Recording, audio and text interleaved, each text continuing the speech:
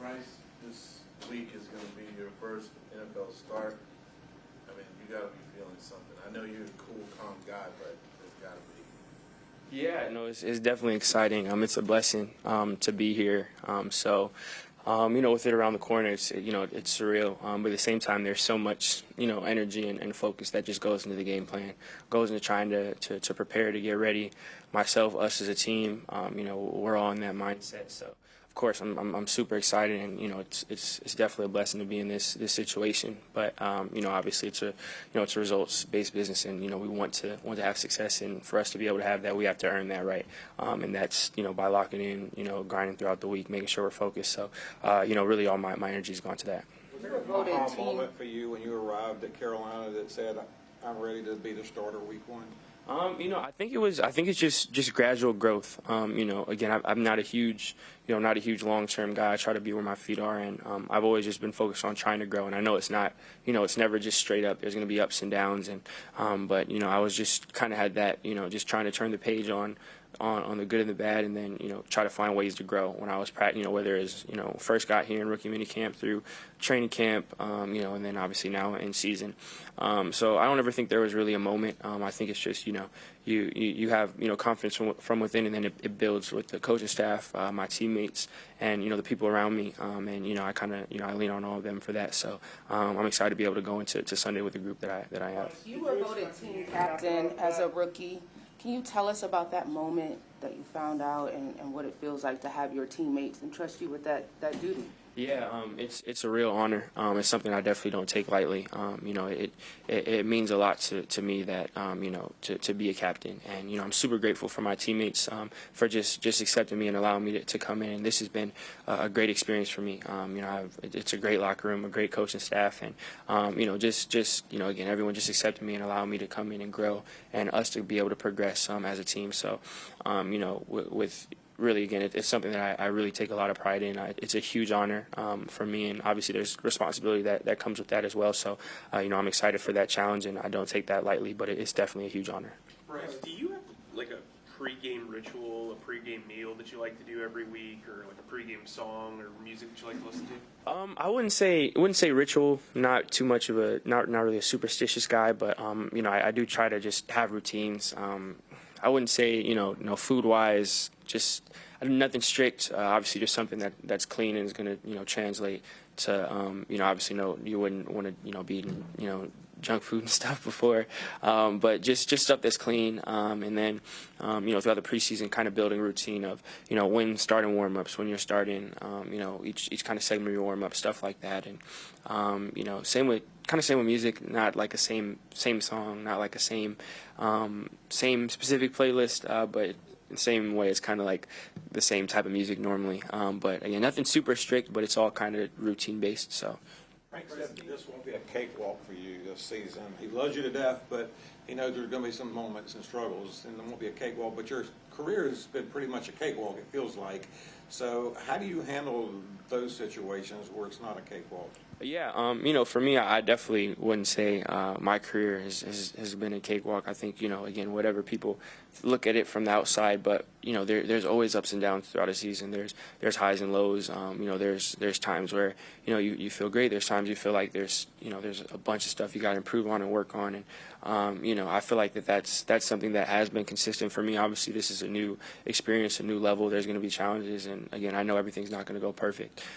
So, I can't predict the highs or lows, but obviously I know that there's going to be ups and downs this year, and for me, whatever they are, I'm going to lean on God, lean on my family, my teammates, my coaches, to weather that and try to still be productive. And again, I've understood. Again, everything's not going to be perfect, but again, being able to lean on others and still try to push through whatever it may be and try to grow from things that may not go as well. That's kind of the approach I'm taking.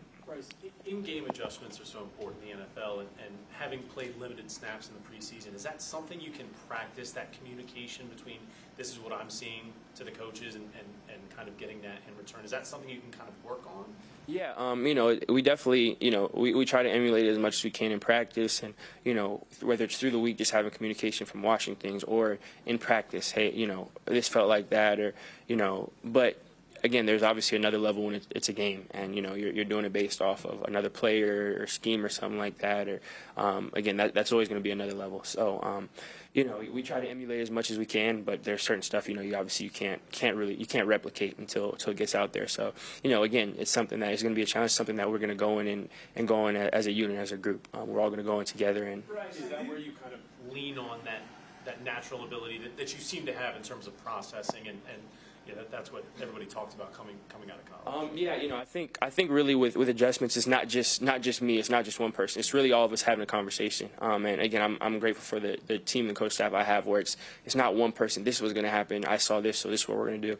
Everyone listens to each other. Everyone respects each other. So obviously I'm going to have I'll have things I see, whether it's another player, or coaching staff. We're all going to talk about it, and then it's great to be around a group of guys that we don't have egos. So we're going to figure out whoever idea was, whoever brought it up. If it's not valid, it's cool. It's not valid. If it's something that someone else's idea, we'll use that, whatever it is. So again, I just look at it as kind of a group thing for us to work together.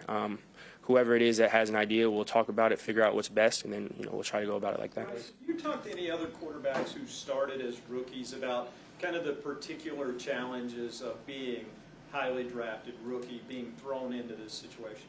Yeah, I've definitely, I've been grateful to have, talked to some other guys, guys I've played with, and then just other guys that I've known that have shared experiences from, whether it be from their rookie year or just from their first year playing, and just I've gotten wisdom from other guys and stuff that I kind of hold secrets sacred. So it's stuff that I think about, and I have a lot of respect for a lot of other guys that have gone through this. And again, I think Coach Reich said it's not going to be it's not going to be perfect. There's going to be ups and be downs.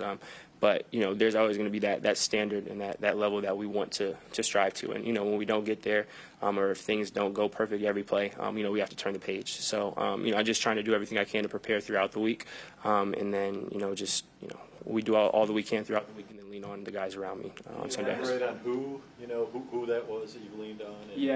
It's been a couple of guys. It's been guys like Mac, and who I've talked to about it, who also in a similar situation when he was there.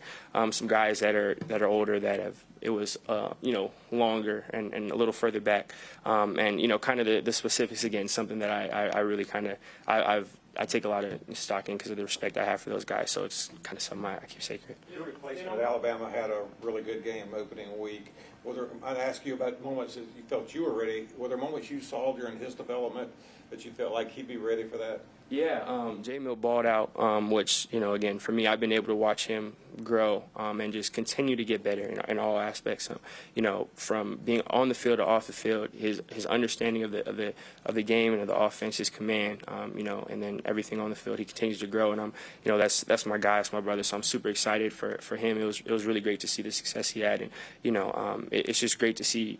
He's a great player, and it shows on the field, but also it's a great person, great dude.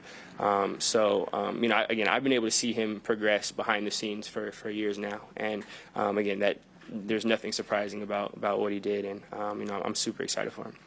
Since Mike brought it up, who is on your playlist right now?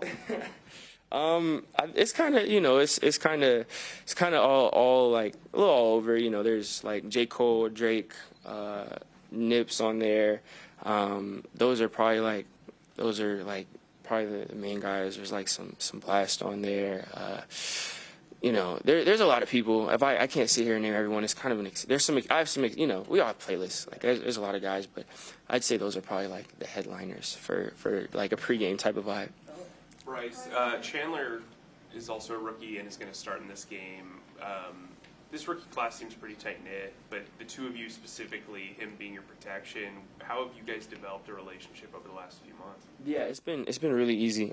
Just because Chandler's a great dude. Like he's really easy to be around, cool dude to talk to, and just his approach. Someone who you could tell is someone who's locked in, and you know, when he's paying attention, he might not say too much, but you know he's focused, you know he cares, you know when he steps on the field, it's something that, you know, it switches and it changes, and he turns to that killer. And it's super approachable and cool to be around, and then, you know, on the field you could see it change. And I think just, you know, we all just, you know, I'm super grateful to be here, that this organization took a chance on me, and, you know, I want to do everything I can and prepare and do all I can, you know, back here to, you know, try to make the organization proud, the fan base proud that supported me. And I think as a rookie class, we all feel like that. You know, we're all grateful to be here, and, you know, we just want to do everything we can to contribute to the team.